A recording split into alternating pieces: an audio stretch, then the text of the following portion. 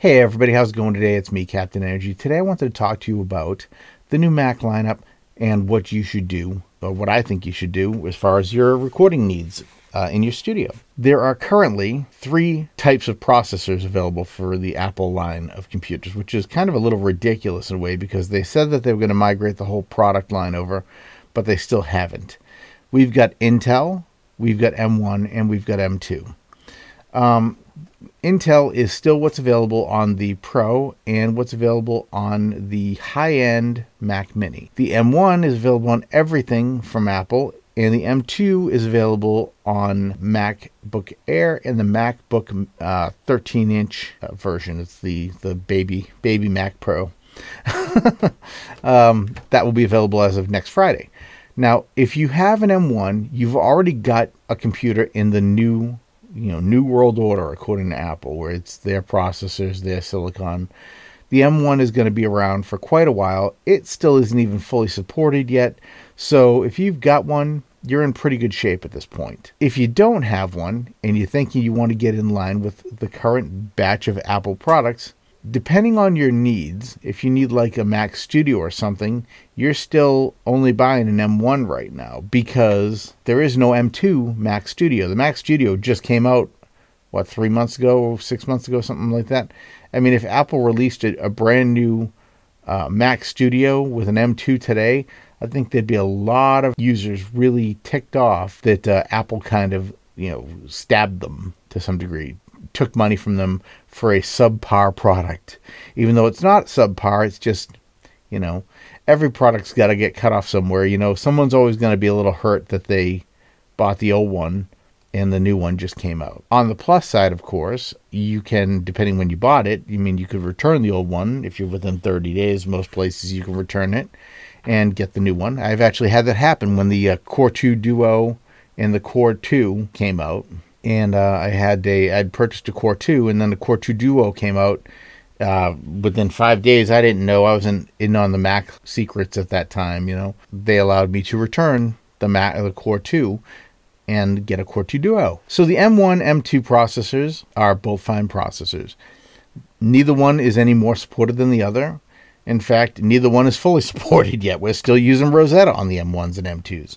But before I stop talking about the Mac line, I want to say about the Intel processor Macs. Yes, Apple is supposed to be discontinuing the Mac with the Intel. They still have 2 machines with it, so even though they're discontinuing it, they're still kind of supporting it to some degree. I would imagine you can't just be selling a machine that you're going to dump the operating system for anytime soon. You need to be able to provide so much use to somebody for those machines in order to sell them still. I feel like they should at least have 2 years left in the tank. If you've got an Intel Mac, like I have an Intel i9 MacBook Pro, and I still use that thing, and I still love that machine, and the other thing is I'm not getting rid of it. I've seen too many influencers give advice that, in my opinion, comes off as jump off the sinking ship, get rid of that Intel, M1's the way, Intel's dead, that type of thing.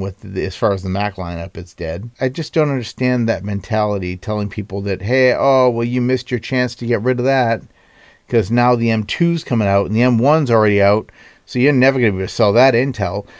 That Intel machine might be perfectly fine for what you use it for. I still use mine for audio production stuff, and it's great. I have a Windows machine that I use primarily, but that Mac unit I use all the time. I even have an older one that's about 10 or 12 years old at this point that I use for audio recording. I have it hooked up by FireWire to one of the old Focusrite cards, and I use it just as a recorder. There's no reason to dump a machine just because there's something better out there.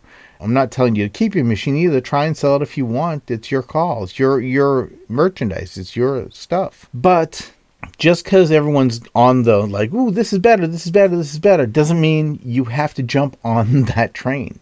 You're perfectly fine to find what works for you and stay with it. That's what I generally do anyway. So I'm just kind of giving you a little bit of advice as far as how to avoid blowing a bunch of money on something you don't necessarily need, at least not yet. I mean, I would give the M processors some time to grow up a little more before you jump on and buy one. If, you're trying to do music production stuff.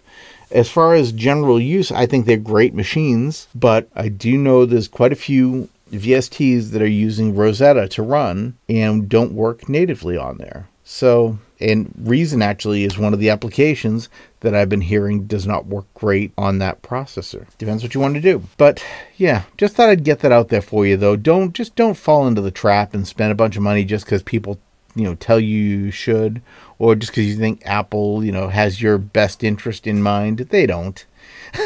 They're just trying to make money. I'm not trying to diss Apple. I mean, I like their products.